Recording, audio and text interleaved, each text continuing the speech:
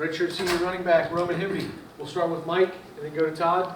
And what do you like about Indiana's offense, and what are the kind of key differences between what you did at Maryland? I really love the offense here. I feel like it's a similar system, pro-style system, spread offense where a lot of people can touch the ball, a lot of people can make plays. I think the biggest thing that's different from here as it was at Maryland is, a lot of players are really gritty. They do things the right way here. A lot of people, they hit the ground running every day, and that's something that inspired me, and I've been really trying to model my game after that since being here. We'll stay on your left with Todd and then go to Seth.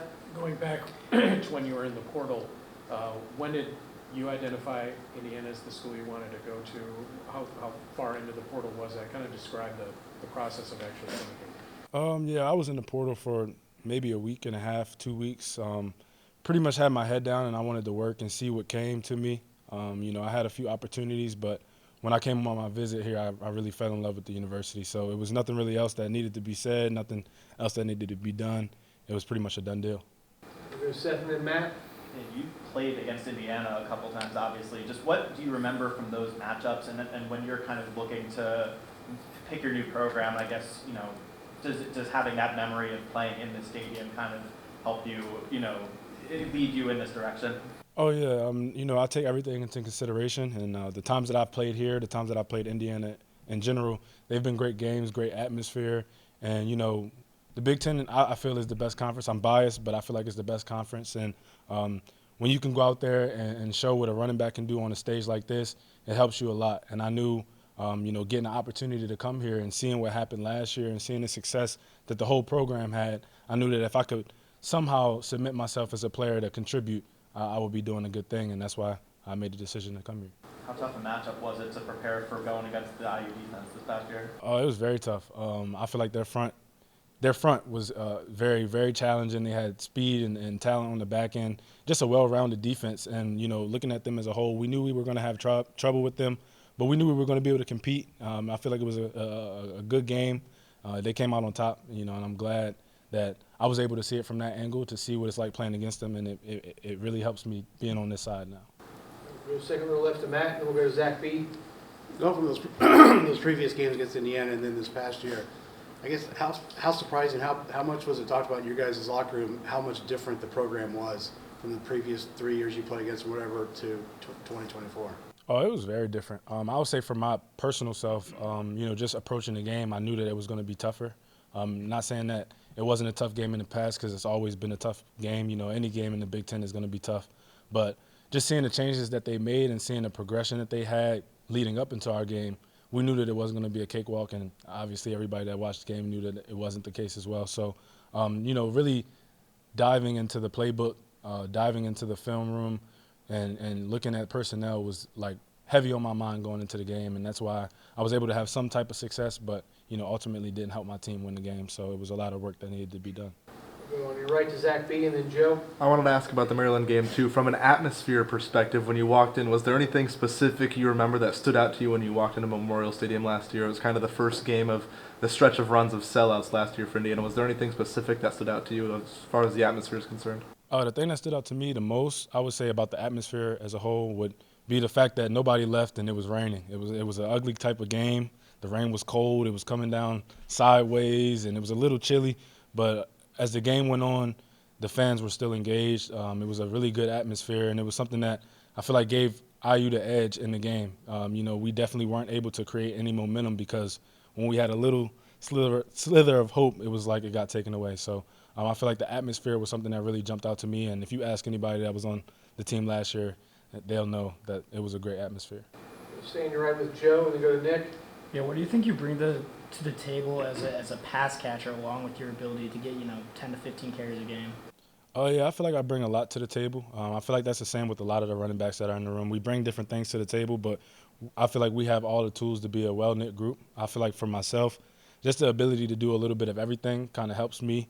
A lot of people look at the next level. Ultimately the NFL is my end goal, and they say who can play on third down, who can be that guy that can be looked at in the time of need, and that's kind of what I try to do. I feel like since being here, I've been able to do better in the run game.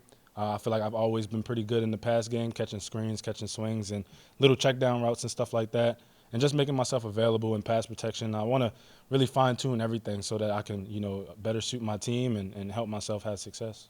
Go far right to Nick and then Daniel.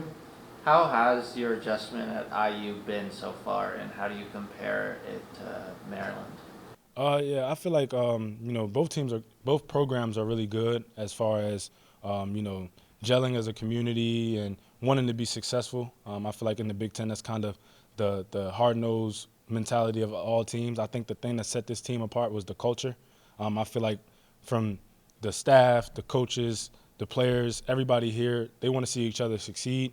So when I got here, I had other running backs that have been here for a little minute, giving me advice, helping me to get my feet on the ground. And once I picked up the playbook, it was like second nature. I've been playing football since I was 4 years old. So, football is still football, but the magnitude changes a little bit. And I'm here for the challenge, and that's that's something that I'm really taking a lot of a thought into. So yeah. Well, on your left to Daniel and then Mike. I want to say you mentioned earlier that having played IU helps you now. How does it help you? I feel like it helps me just because, knowing the personnel that you're going to be around, I was able to watch the offense, some new pieces on the offensive line, new pieces at receiver and things like that. But just seeing how things operate, being able to have an outside lens and still be incorporated to see how things pan out, with special teams, offense, defense, scheme, seeing it from the outside and then seeing it from the inside really helped me. And I feel like, what a program stands for when you have to face them.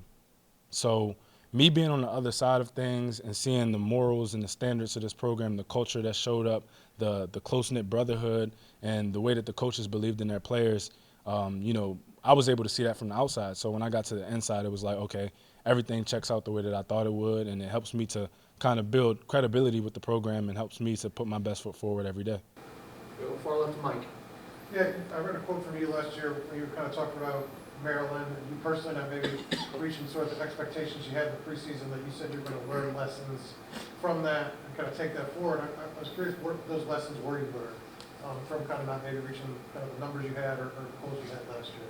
I feel like the biggest thing for me is just trusting. God has the ultimate say with everything. And sometimes I would get a little antsy. I would get a little in my head because I knew what I was capable of and I wasn't putting it on tape. I wasn't showing up that way on Saturdays. And, everybody had blame in it. I couldn't point the finger at anybody because there was a lot that I needed to do. So, when the season ended and I got into the weight room, I got into the film room, I looked at myself first. What can I do better? And it started with just my mentality, how I go about things, being able to read faster, because, at this level, holes open and close really fast. And I was able to see that sometimes I was frustrated at other things that were external. Sometimes it's internal, and I was able to kind of reflect on that, build myself back up as a person, build my relationship with God a little bit stronger. And, he gave me this opportunity, and I'm here to, really flourish as much as I can. Thanks, Roman. Appreciate it, Thank everybody. y'all.